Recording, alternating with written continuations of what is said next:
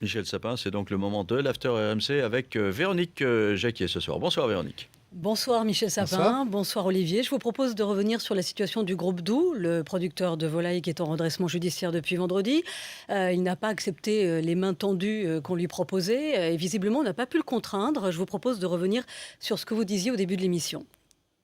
D'où ils ont un problème considérable de financement de leurs activités. Oui. Donc la discussion qu'ils ont aujourd'hui, c'est avec leurs banquiers. Et là-dessus, bien entendu, l'État peut aider à cette discussion. C'est même d'ailleurs la raison pour laquelle on veut créer par ailleurs une banque publique de l'investissement qui sera créée d'ici la fin de l'année pour permettre qu'il y ait, dans des situations particulières, des financements qui soient des financements à bon marché. Donc voilà, là c'est encore un autre type de difficulté, un autre type de problème.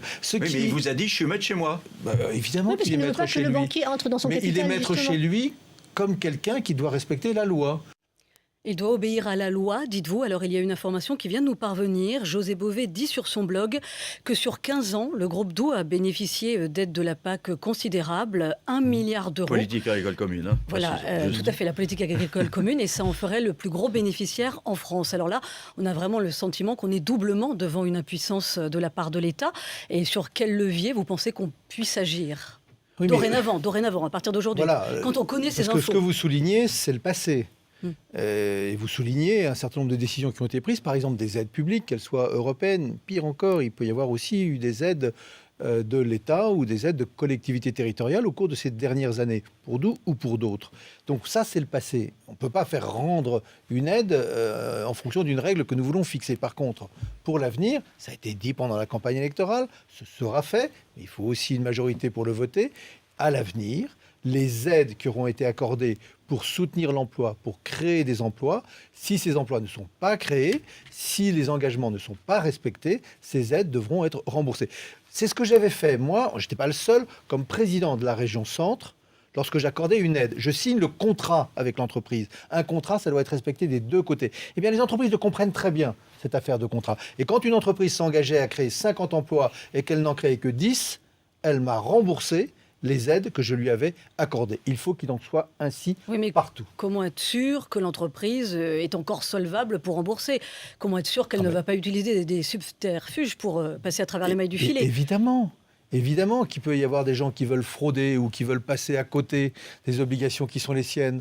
Évidemment, C'est pour peut-être ce ça qu'a fait qu'il le faut... groupe Doux d'ailleurs en se C'est mettant en peut-être ce qu'a fait, redressement c'est peut-être ce judiciaire. qu'a fait le groupe Doux. Je ne vais pas Voilà, on faire va de pas- procès, oui, bien je ne vais sûr. pas regarder des choses que je ne connais pas et faire des procès d'intention. Mais ça devrait être regardé. Et pour ça, il existe déjà aujourd'hui des règles. Il y a des lois, elles doivent être respectées par tout le monde et par les employeurs les premiers. Demain, le gouvernement envoie 2 émissaires auprès du groupe Doux pour parler aux salariés, pour parler aux éleveurs, évidemment, qui sont touchés par les licenciements. Qu'est-ce qu'ils peuvent faire de concret ? Parce que c'est bien gentil, mais est-ce que c'est pas de la com ? Écoutez, d'où nous verrons. Mais j'ai vu Fralib. Pas tout à fait la même chose. Mais Fralib, c'était quoi? C'était le blocage entre des actionnaires qui refusaient de vendre à quelqu'un qui était prêt à acheter cette activité. Entièrement bloqué. Ils avaient saisi la justice. Les CRS devaient intervenir là. Ils auraient dû intervenir il y a 2 jours. Bien. Il y a maintenant quelqu'un qui est là pour aider au dialogue. Le dialogue a repris. Il a été renoué. Pourquoi? Parce que l'État, le ministre, le Premier ministre ont décidé qu'il en soit ainsi. Eh bien, il faudra que chez Doux aussi, on regarde les choses précisément, que le dialogue reprenne. Les blocages, c'est bien gentil, mais quand les blocages ont des conséquences aussi graves pour les agriculteurs comme pour les salariés, il n'y a pas de raison que ça dure. Mais sur des mesures de reclassement alors ? Il faut regarder les situations.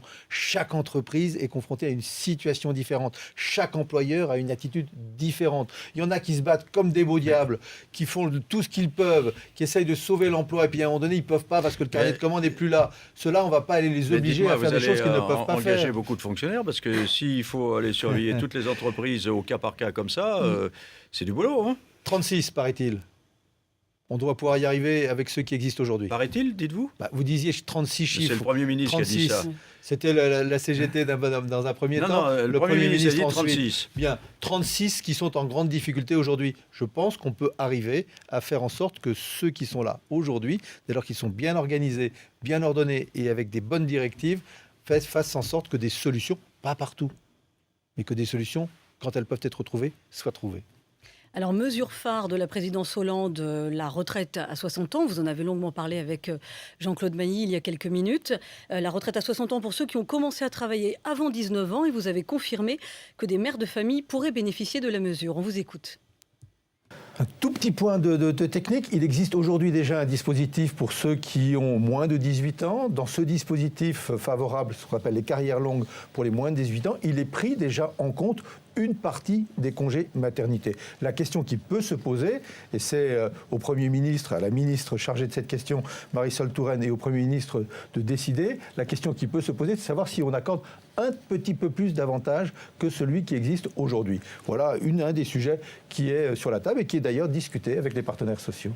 Alors on est toujours dans le un petit peu plus par-ci, par-là. Est-ce que c'est pas parce que la direction du Trésor a dit que la mesure coûterait moins de 5 milliards d'euros, ce qu'avait préconisé, enfin ce qu'avait budgété François Hollande, et donc du coup vous dites on peut élargir l'assiette, on a des marges de manœuvre, alors on y va, on donne un petit peu aux mères de famille. Pourquoi cette enveloppe si elle est trop importante, pourquoi ne pas faire en sorte qu'elle serve à mais autre de la part chose d'une femme dire un petit peu comme ça aux mères de famille, est-ce que vous savez que ce sont principalement des femmes qui aujourd'hui ont des difficultés au moment où elles partent à la retraite. Tout à fait. Mais vous savez que c'est principalement des femmes qui ont de toutes petites retraites.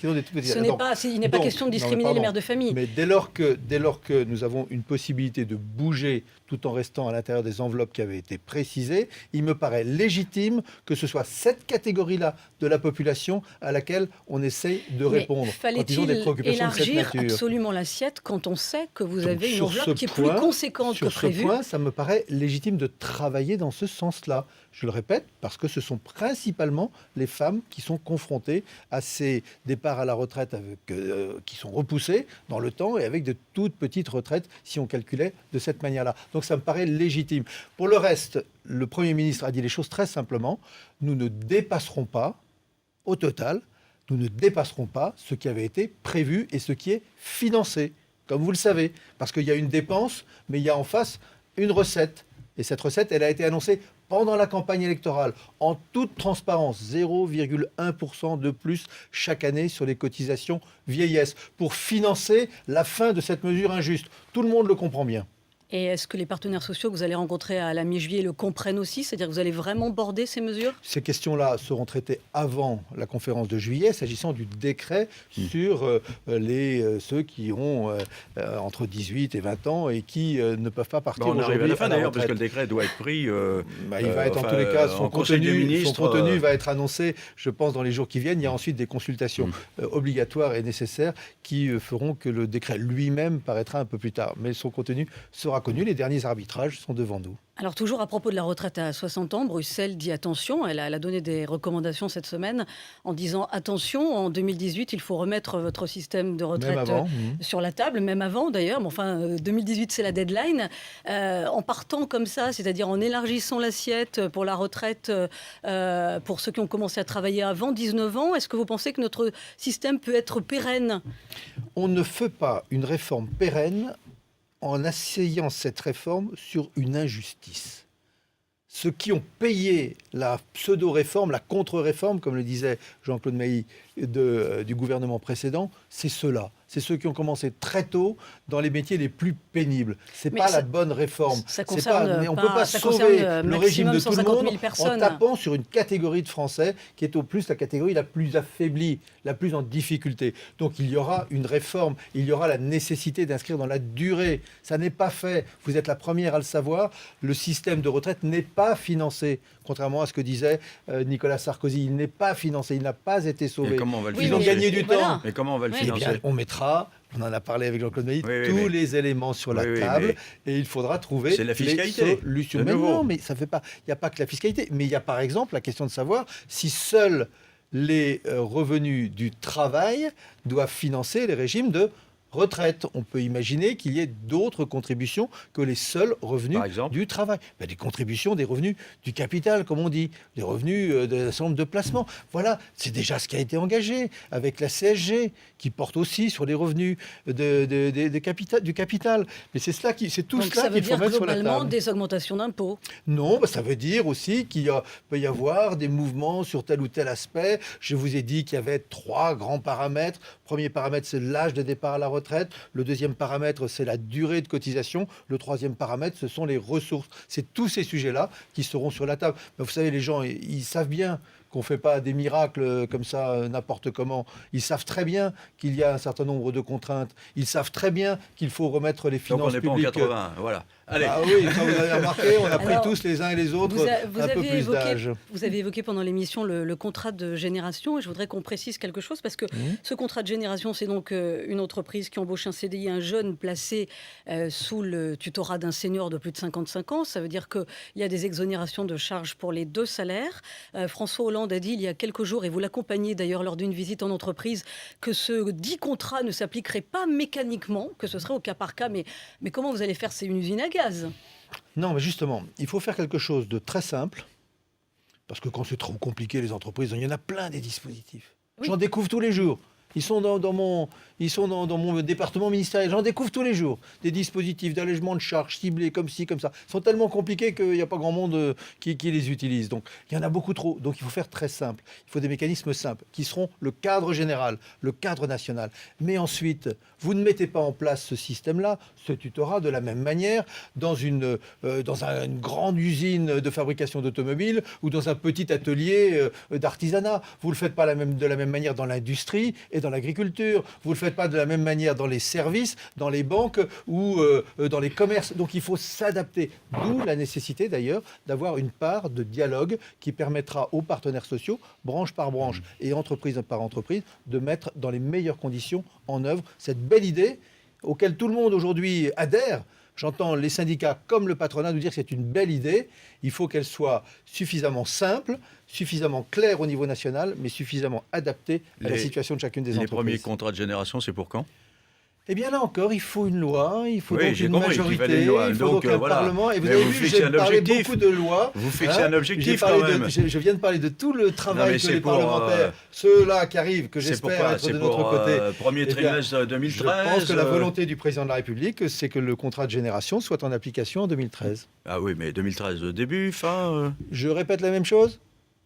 Bon, eh ben, très bien. Vous savez, on essaye d'obtenir des infos, savoir Et moi, est-ce qu'il y a travaille et un je le volontarisme fais. pour que ça vienne le plus Il y vite a un possible. volontarisme absolu pour que ça vienne le plus vite possible, dans des conditions qui soient négociées et qui soient adaptées aux entreprises. À vouloir faire trop vite, on fait mal. À vouloir faire trop lentement, on fait pas bien. Très Donc bien. on trouvera la bonne Eh voie ben, entre on les va deux. s'arrêter là-dessus. Merci Michel Sapin, merci Véronique pour l'After RMC. Cette émission est maintenant terminée.